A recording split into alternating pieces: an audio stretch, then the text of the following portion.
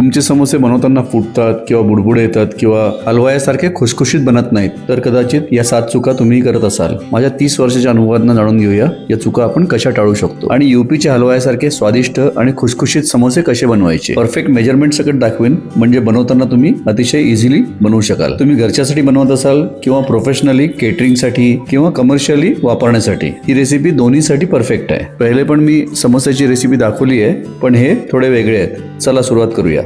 सगळ्यात आधी पीठ मळून घेऊया. पूर्ण रेसिपी डिस्क्रिप्शन बॉक्समध्ये टेक्स्ट फॉर्मॅटमध्ये शेअर करतोय. पूर्ण व्हिडिओ नीट बघून घ्या म्हणजे पहिल्यांदा जरी आपण बनवत असू तरी पण परफेक्ट बनतील. 1.5 कप मैदा घेतलाय जो आहे 200 ग्रॅम, अर्धा टीस्पून ओवा जो आहे 1.5 ग्रॅम, 3/4 टीस्पून मीठ जे आहे 4 ग्रॅम, 4 टेबलस्पून वनस्पती घी मी इथे घातलेलं आहे. आपण तूप पण वापरू शकतो. याचं वजन आहे 40 ग्रॅम. तेल पण वापरू शकतो पण वनस्पतीमुळे जास्ती खुशखुशीत होतात समोसे.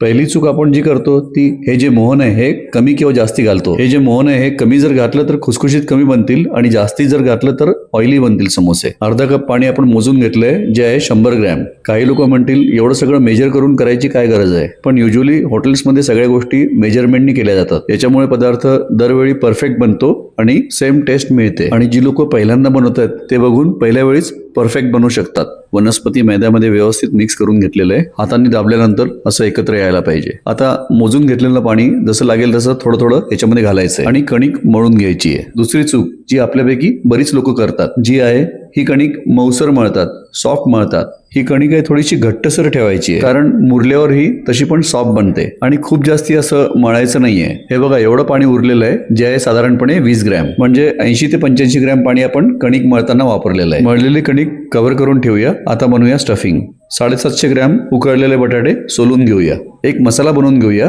त्यासाठी घेऊया 2 टीस्पून काळी मिरी जी आहे 6 ग्रॅम, 2 टीस्पून शोप जी आहे 6 ग्रॅम, 1.5 टीस्पून जिरे जे आहेत 5 ग्रॅम, 3 टीस्पून धणे जे आहेत 6 ग्रॅम, 1.25 टीस्पून खडे मीठ घेऊया आपण जे आहे साधारणपणे 10 ग्रॅम, अर्धा टीस्पून काळं मीठ जे आहे 3 ग्रॅम आणि सगळ्यात महत्त्वाचं 4 चिमूट हिंग जे आहे अर्धा ग्रॅम. सगळ्या गोष्टी पॅनमध्ये घालूया. 2 ते 3 मिनिटासाठी याला मध्यम आचेवरती भाजून घ्यायचं आहे. छान सुवास आला पाहिजे. याला थंड करून असं जाडसर वाटून घ्यायचं आहे. मसाला असा थोडा भरड ठेवायचा आहे. समोसा खाताना जेव्हा दाताखाली या गोष्टी येतात ना तेव्हा समोसा आणखीन जास्ती टेस्टी लागतो. 5 टेबलस्पून तेल गरम करून घेऊया. तेलाची क्वांटिटी थोडी जास्ती घेतली आहे. 1 इंच बारीक चिरलेलं आलं घालूया याच्यामध्ये आणि 3 बारीक चिरलेल्या हिरव्या मिरच्या. यानंतर बटाटे आपण थोडे मोठ्या पीसेसमध्ये कट करून घेतले होते ते घालूया याच्यामध्ये. आलू व्यवस्थित परतून घ्यायचे आहेत. थोडे खालनं लागले पण पाहिजेत ते. यामुळे खूप टेस्टी बनतं हे स्टफिंग. म्हणजे कंटिन्यू याला हलवायचं नाही आहे, थोडंसं तसंच ठेवून द्यायचं आहे मंद आचेवर जेणेकरून बटाटा खालनं थोडासा ब्राऊन होईल. 3 टेबलस्पून शेंगदाणे आपण याच्यामध्ये घातलेले आहेत. आपण हिरवे मटर पण वापरू शकतो. यूपी, बिहार आणि बेंगॉलमध्ये समोस्यामध्ये जास्ती करून लाल शेंगदाणे घातले जातात. बघा काही बटाटे खालनं असे छान खरपूस झालेले आहेत. थोडंसं असं खरडून घेऊया. ह्याच्यामुळे स्टफिंगला आणखीन भारी टेस्ट मिळते. तिसरी चूक स्टफिंग ओलसर ठेवणं, नीट शिजवून न घेणं. स्टफिंग व्यवस्थित परतलेली असली पाहिजे आणि ड्राय असली पाहिजे. त्यामुळे समोसाची लाईफ वाढते. आपण बनवलेला मसाला याच्यामध्ये घातलेला आहे. सोबत घालूया 1 टेबलस्पून गरम मसाला, 1.5 टेबलस्पून तिखट, 1 टेबलस्पून हातावर क्रश करून कसुरी मेथी घालूया याच्यामध्ये. यामुळे अजूनच टेस्टी बनते हे स्टफिंग. अर्धा कप चिरून घेतलेली कोथिंबीर. मंद आचेवर 2 ते 3 मिनिट याला परतून घेऊया. या स्टफिंगचा चटपटा स्वाद आणखीन वाढवण्यासाठी घालूया 2 टीस्पून आमचूर पावडर. 3 मिनिट परतून घेऊया आणि याला काढून घेऊया. स्टफिंगचं वजन पण तुम्हाला दाखवतो जे आहे साधारणपणे 750 ग्रॅम. मॉइश्चर गेल्यामुळे याचं वजन थोडं कमी होतं. याला पूर्णपणे थंड करून घेऊया. हे बघा साधारणपणे पाऊण तास झालेला आहे. हात थोडा ओला करून कणिक एकदा परत मळून घेतली आहे. थोड्या छोट्या साईजचे आपण समोसे करतोय म्हणून 40 ग्रॅमचा मी इथे पेढा घेतलेला आहे.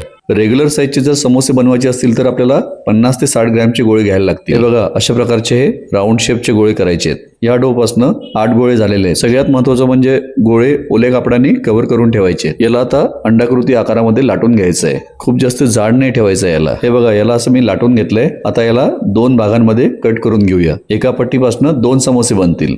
म्हणजे समोस्यासाठी आपण 20 ग्रॅमचा आटा वापरतो. याला कट केल्यानंतर नेहमीच ओल्या कपड्याचा वापर करायचा आहे आणि कव्हर करून ठेवायचं आहे. याच प्रकारे बाकी गोळे पण लाटून घेऊया आणि कट करून घेऊया. आता बघूया समोसे कसे फोल्ड करायचे ते. ज्या बाजूला आपण पट्टी कट करून घेतली होती त्या बाजूला आपण पाणी लावून घेऊया. आता हातावरती उचलून अशा प्रकारे या दोन्ही बाजू फोल्ड करायच्या आहेत.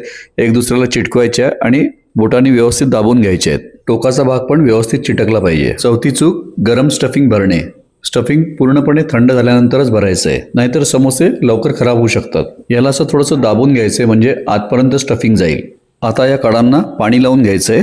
आता याला फोल्ड करण्याची पद्धत व्यवस्थित बघून घ्या. एका बाजूला असं इथे फोल्ड करून प्रेस करून घेतलेलं आहे आणि दुसऱ्या बाजूला पण असं फोल्ड करून घेऊया आणि दाबून घेऊया. हे बघा, तेव्हाच तुमच्या समोस्याला प्रॉपर शेप आणि बेस मिळेल. 8-10 समोसे या प्रकारे बांधून घ्याल ना, तर तुम्हाला त्याची प्रॅक्टिस होऊन जाते. अशा पद्धतीने जेव्हा आपण समोसे बनवून ट्रेमध्ये ठेवतो ना, तेव्हा त्यांना प्रॉपर बेस मिळतो. हा मागचा फोल्ड असा असला पाहिजे. बघा, समोसे तयार करून घेतल्यानंतर वरती ओलं कापड नेहमीच ठेवायचं आहे, म्हणजे समोसे ड्राय होणार नाहीत. या लहान लहान गोष्टी फार महत्त्वाच्या असतात. 5वी चूक, स्टफिंगला हाताने भरणे. स्टफिंगला कमीत कमी हात लावायचा आहे आपल्याला. सारखा हात लावल्याने स्टफिंगची लाईफ कमी होते. समोसा बांधताना स्टफिंग इकडे तिकडे लागून समोस्याची फिनिशिंग खराब होऊ शकते. 6वी चूक, समोस्याला व्यवस्थित सील न करणे. जॉईंट्सला व्यवस्थित सील करायचं आहे आणि आत हवा नको राहायला हे बघायचं आहे, नाहीतर समोसे फाटू शकतात. याच पद्धतीने बाकी समोसे पण आपण बनवून घेतलेले आहेत. उरलेले स्टफिंगचे उद्या सकाळी गरमागरम पराठे बनणार आहेत. पाहिजे तर आपण आणखीन थोडी कणिक लावून याचे समोसे बनवू शकतो. आता समोसे फ्राय करूया. 7वी आणि सगळ्यात मोठी चूक, हाय फ्लेमवर गरम तेलात समोसे तळणं. तेल किंचित गरम व्हायला लागेल तेव्हाच समोसे आपल्याला त्याच्यामध्ये घालायचे. मंद आचेवर तळायचे, थोडा पेशन्स ठेवून. तेल जर जास्ती गरम असेल तर वरची जी परत असते त्याच्यावरती बबल्स येतात. कलर लवकर येईल पण आतनं कच्चे राहू शकतात. तेलात समोसे घातल्यानंतर मधनं असं थोडंसं झाऱ्याने हलवून घ्यायचंय म्हणजे खालनं लागणार नाहीत.